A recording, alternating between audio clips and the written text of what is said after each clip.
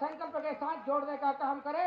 आज हमारे बीच में आदरणीय योगी जी है, मैं सीधे सीधे उनको यहाँ पर आप लोगों के बीच में आमंत्रित करता हूँ। हमारे उत्तर प्रदेश के मुख्यमंत्री आदरणीय योगी जी।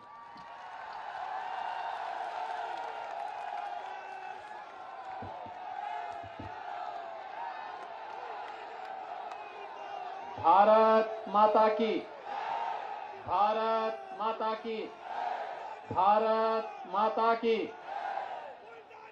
श्री जटाशंकर महादेव की, श्री जटाशंकर महादेव की। हर हर महादेव।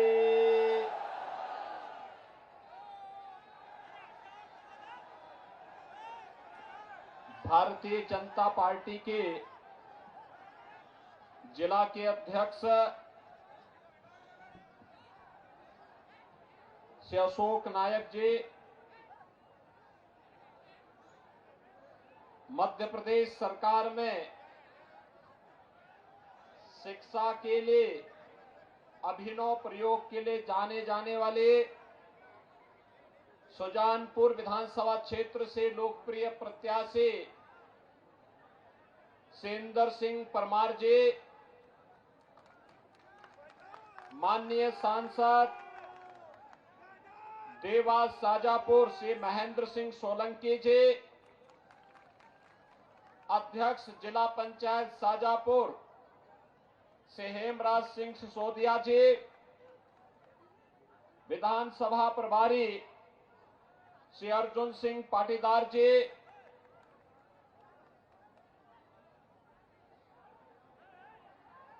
विधायक गुजरात प्रवासी प्रभारी शाजापुर से अमित भाई, अध्यक्ष नगर पालिका परिषद श्रीमती बबीता परमार जी, भारी संख्या में सुजानपुर विधानसभा क्षेत्र से आज इस चुनावी सभा में उपस्थित सुजानपुर विधानसभा क्षेत्र से जुड़े हुए उपस्थित भाइयों बहनों,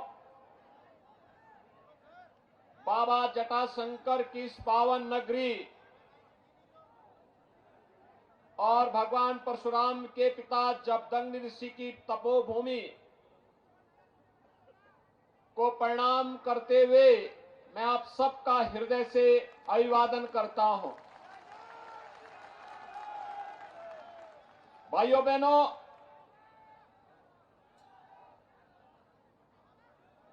मैं उत्तर प्रदेश की धरती से आया हूं।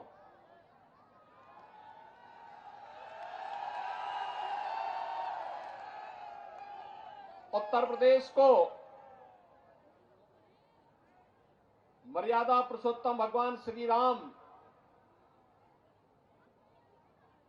लीलाधारी भगवान श्री कृष्ण और भगवान शिव का आशीर्वाद प्राप्त है। मां गंगा और यमुना दोनों के आशीर्वाद के साथ ही उनका संगम भी उत्तर प्रदेश में ही है। उत्तर प्रदेश और मध्य प्रदेश भारत के महत्वपूर्ण राज्यों में से दो महत्वपूर्ण राज्य हैं और उत्तर प्रदेश और मध्य प्रदेश आपस में साझी विरासत, संस्कृति और परंपरा के साथ भी ऐसे जुड़े हैं जैसी एक आत्मा और दो शरीर के रूप में कार्य कर रहे हों। भाइयों बहनों, आज मुझे सुजानपुर में आकर के आप सबसे इस चुनावी सभा के माध्यम से ही सही संवाद का अवसर प्राप्त हुआ। मैं भारतीय जनता पार्टी के पदाधिकारियों का, यहां के लोकप्रिय प्रत्याशी का हृदय से धन्यवाद करता हूं। भाइयों बहनों, हम सबकी पीढ़ी सौभाग्यशाली है। हमारी पीढ़ी सौभाग्यशाली इसलिए है क्योंकि हम बदलते हुए भारत को अपनी आंखों से देख रहे हैं, एक नए भारत का दर्शन कर रहे हैं, जो भारत आत्मनिर्भरता की ओर अग्रसर हो रहा है, जो एक समर्थ भारत है, एक सशक्त भारत है, जो भारत दुनिया के सामने हाथ नहीं फैलाता है, बल्कि दुनिया में जहां कहीं अभाव है, अराजकता है, अव्यवस्था है, वहां हाथ पकड़ करके उसे चलना सिखाता है। ऐसा भारत प्रधानमंत्री मोदी जी के नेतृत्व में पिछले 9-9.5 वर्षों के अंदर बना है। एक ऐसा भारत जिसके प्रति दुनिया का विश्वास मजबूत हुआ है, एक ऐसा भारत जो केवल दुनिया का हाथ पकड़ता ही नहीं है, बल्कि अगर कोई दुनिया में भारत को आंखें दिखाता है तो उसकी आंखों को भी दुरुस्त करने का काम करता है। एक ऐसा भारत जो संकट के समय दुनिया के लिए एक आशा है, दुनिया की मानवता की कुछ आकांक्षाओं की पूर्ति का मादा रखता है, और एक ऐसा भारत जिसने उत्तर से दक्षिण तक, पूरब से पश्चिम तक संपूर्ण भारत के 142 करोड़ लोगों को एक परिवार के रूप में मान करके सबका साथ और सबके विकास की भावना के साथ उसको जोड़ने का कार्य किया है। भाइयों बहनों, आज भारत बदल रहा है। ये बदलता हुआ भारत का निशान है। काशी में काशी विश्वनाथ धाम में आप जाइए, एक नई काशी के दर्शन उत्तर प्रदेश में आपको होंगे। उत्तराखंड में केदारनाथ धाम में जाएंगे, बाबा केदारपुरी की नए धाम की नई पुरी की दर्शन आपको वहां पे होंगे। महाकाल के महालोक में आएंगे तो यहां पे महाकाल का ये महालोक हम सबको एक नई अनुभूति कराता है। बाबा सोमनाथ के धाम में आप गुजरात में जाइए, आपको एक नई अनुभूति कराता है। और 500 वर्षों का इंतजार समाप्त करके अयोध्यापुरी भी तो तैयार हो गई है। भाइयों बहनों, मैं आपसे पूछना चाहता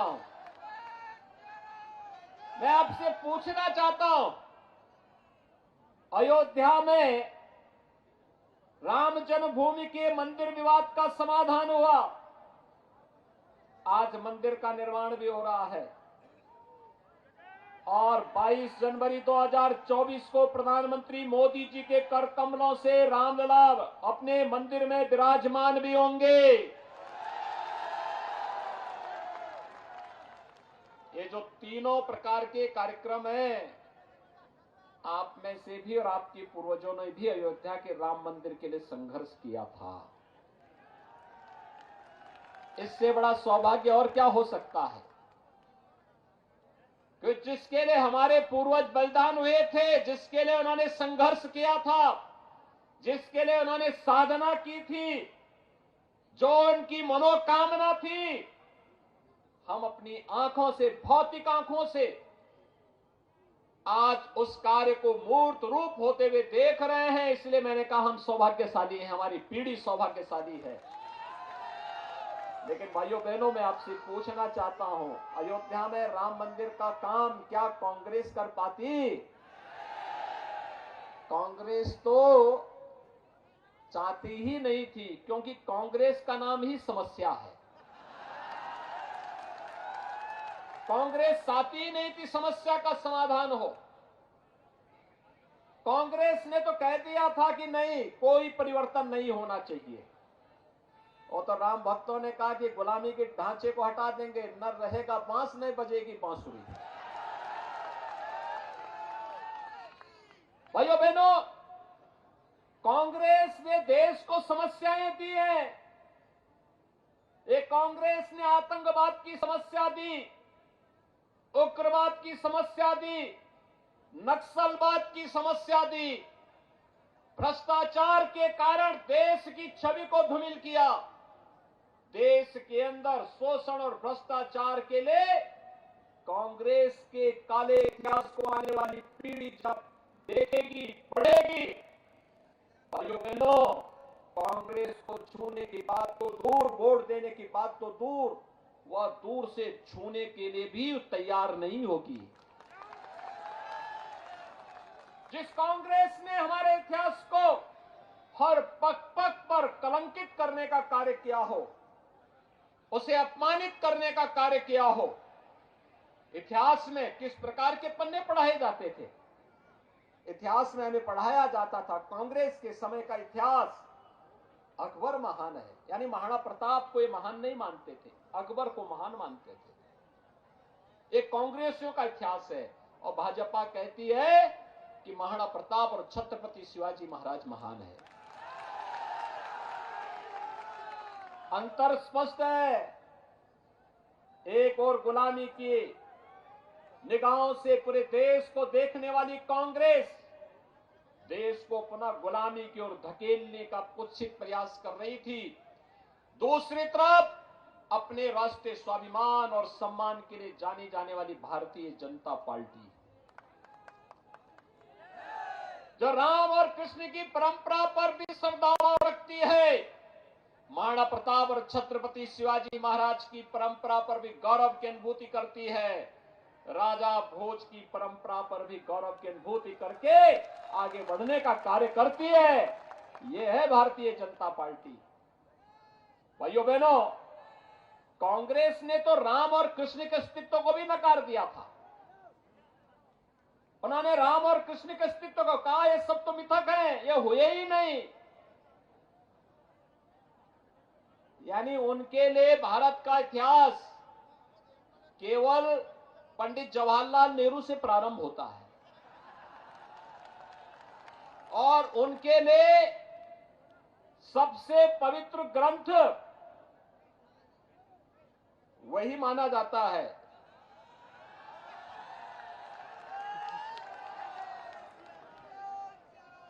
वे अपने को आज भी एक्सीडेंटल कहते हैं। एक्सीडेंट हुआ, कांग्रेसी पैदा हो गए। यानी देश का अस्तित्व है, राम और कृष्ण थे, वे मानने को तैयार ही नहीं, लेकिन हमने माना।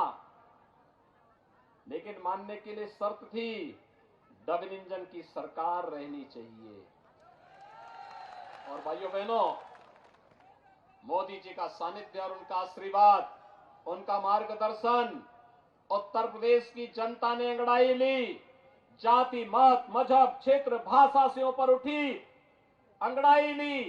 भारतीय जनता पार्टी की सरकार उत्तर प्रदेश में आई, 500 वर्षों का विवाद का समाधान हो गया। अयोध्या में राम मंदिर के निर्माण का मार्ग प्रशस्त हो गया। और अब तो 22 जनवरी को रामलला अपने स्वयं के भव्य मंदिर में विराजमान हो जाएंगे।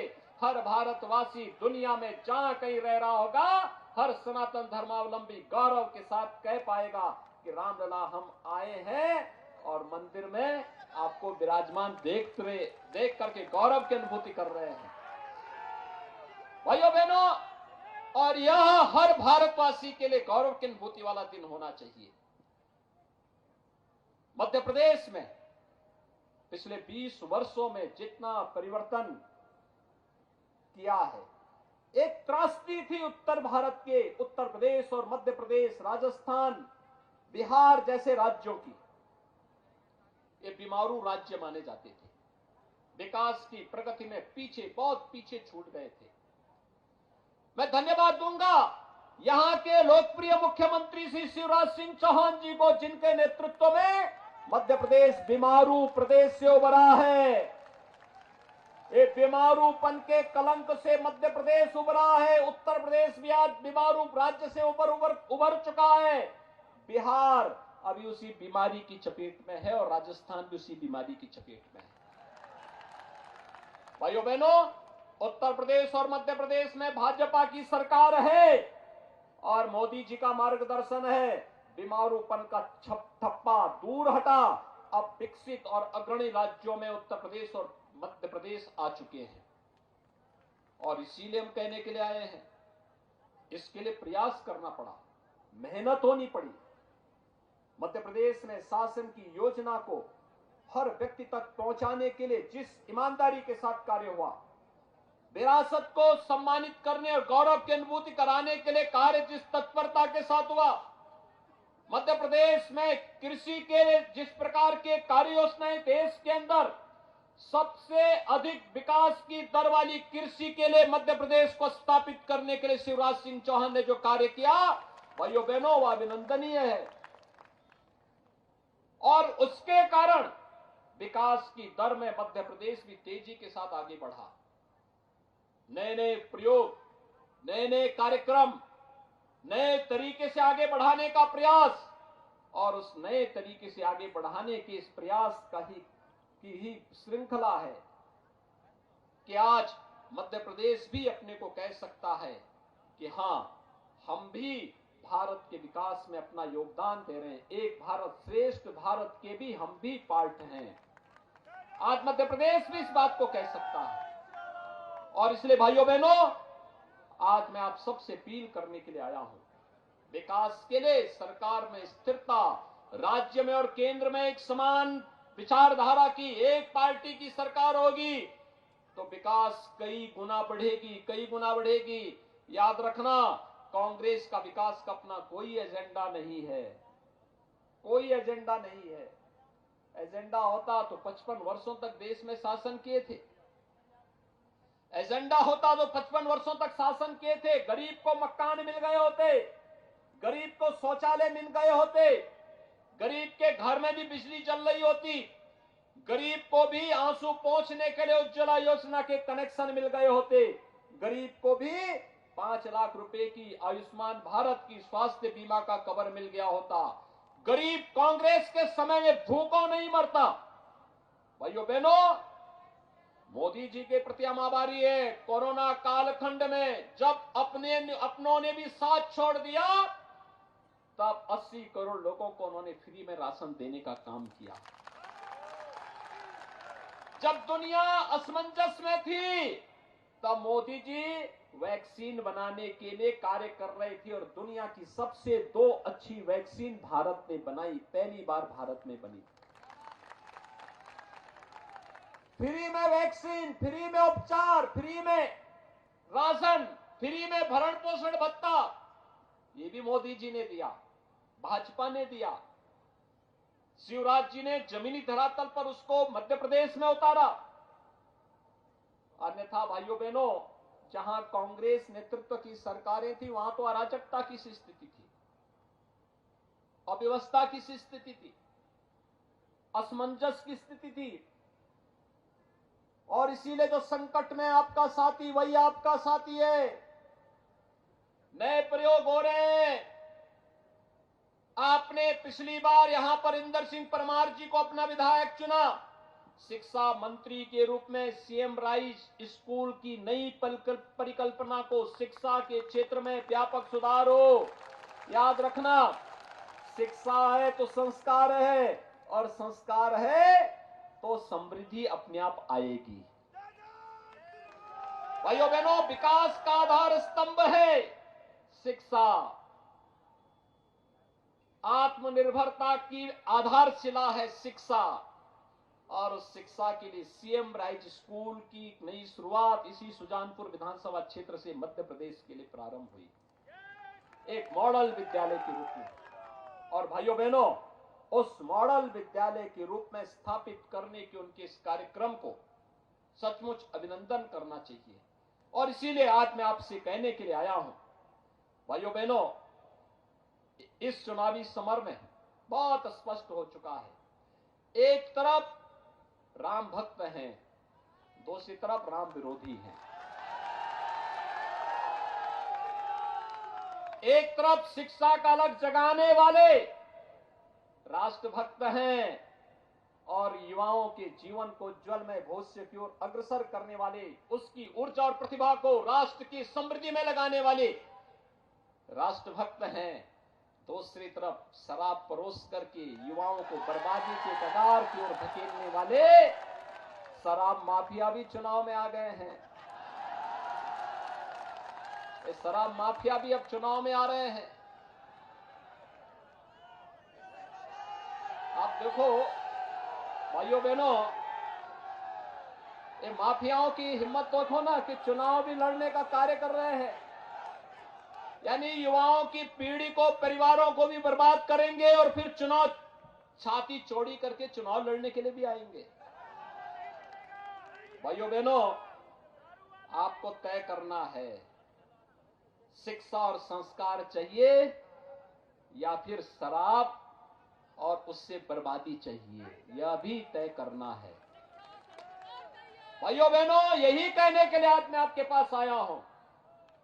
हमें अपने वर्तमान के साथ साथ अपने भविष्य को बनाना है, तो हमें शिक्षा चाहिए। शिक्षा हमारी प्राथमिकता होनी चाहिए, स्वास्थ्य हमारी प्राथमिकता होनी चाहिए, रोजगार हमारी प्राथमिकता होनी चाहिए, बड़े बड़े उद्योग लगे, यह हमारी प्राथमिकता होनी चाहिए। इंफ्रास्ट्रक्चर के लिए बड़े बड़े हाईवे बने, एक्सप्रेसवे बने, एयरपोर्ट बने, वाटरवे हो, इन सब के लिए हमें एक स्टेडियम बने, इसके लिए तो हम समर्थन करें। लेकिन शराब परोसने वाले माफियाओं को कतई आप समर्थन न करें, कतई न समर्थन करें। आने वाली पीढ़ी फिर कभी छोड़ेगी नहीं, माफ नहीं करेगी। और इसीलिए भाइयों बहनों, मैं दीपावली के पहले आपके पास आया हूं कहने के लिए कि दीपावली में सब प्रकार की बुराइयों को त्यागने का अवसर होता है। ये सब बुराइयों को 17 नवंबर को वोटिंग होनी है और 11 को अयोध्या का दीपोत्सव और 12 को दीपावली का भव्य आयोजन होना है। तो 11 को अयोध्या की दीपावली के साथ ही भगवान राम का नाम लेकर के एक साथ आप तय कर देंगे कि हमें कोई शराब माफिया नहीं चाहिए, गलत व्यक्ति नहीं चाहिए, कोई अपराधी, कोई माफिया, किसी भी प्रकार से हम उसको स्वीकार नहीं करेंगे, यह हमें तय करना है। और इसलिए भाइयों बहनों, मैं आप सबसे अपील करने के लिए आया हूं। मध्य प्रदेश में फिर से भारतीय जनता पार्टी की सरकार चाहिए। मोदी जी के नेतृत्व में एक ऐसी सरकार चाहिए। याद रखना, मध्य प्रदेश में डबल इंजन की जो भारतीय जनता पार्टी की सरकार है, इस सरकार में गुंडे, अपराधी, माफिया, आतंकवादी, उग्रवादी, नक्सलवादी, ये सभी त्रस्त हैं, परेशान होंगे, भागेंगे और चुनाव के समय सभी एकजुट होकर के फिर कार्य करने का प्रयास करेंगे। और हमारा प्रयास होना चाहिए कि डबल इंजन की सरकार फिर से आए। डबल इंजन की सरकार का क्या परिणाम होगा और कैसे डबल इंजन सरकार ने अपने कार्यक्रमों को आगे बढ़ाया है। भाइयों बहनों, छत्रपति शिवाजी महाराज के शौर्य और पराक्रम के बारे में एक बार महाकवि भूषण ने कुछ पंक्तियां लिखी थी।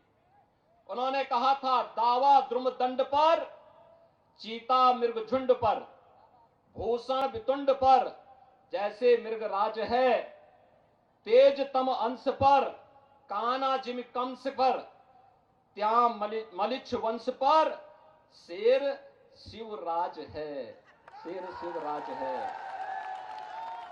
और मैं आप सबको आह्वान करने के लिए आया हूं। यानी इसका अर्थ है, जिस प्रकार पेड़ों के तनों पर दावानल, हिरणों के झुंड पर चीता, हाथी पर शेर, अंधेरे पर प्रकाश की एक किरण, कंस पर कृष्ण भारी है, उसी प्रकार मलिच्छ वंश पर शिवराज शेर के समान भारी हैं। और इसलिए भाइयों बहनों, मैं आप सबका आह्वान करने के लिए आया हूं। कांग्रेस का 55 वर्ष का कार्यकाल अगर एक और आप रख लेंगे और शिवराज जी के 20 वर्ष के कार्यकाल को आप रख लेंगे, तो शिवराज सिंह चौहान जी के नेतृत्व की भारतीय जनता पार्टी सरकार का कार्यकाल मध्य प्रदेश में उनसे कई भारी दिखाई देगा। और उस भारी जिसने मध्य प्रदेश को एक पहचान दी है, उस पहचान के लिए एक बार फिर से डबल इंजन की सरकार मध्य प्रदेश में लाने के लिए आज मैं आपके पास आया हूं कि भारतीय जनता पार्टी ने लोकप्रिय प्रत्याशी के रूप में यहां के शिक्षा मंत्री सिंदर सिंह परमार जी को फिर से अपना प्रत्याशी बना के आपके बीच में उतारा है। परमार जी को अपना आशीर्वाद देंगे? सभी लोग सहमत हैं? सभी लोग सहमत हैं? तो दोनों हाथ ला करके मेरे साथ बोलेंगे, दोनों हाथ ला करके बोलेंगे, भारत माता की, भारत माता की, भारत माता की, जय श्री राम, जय जय श्री राम।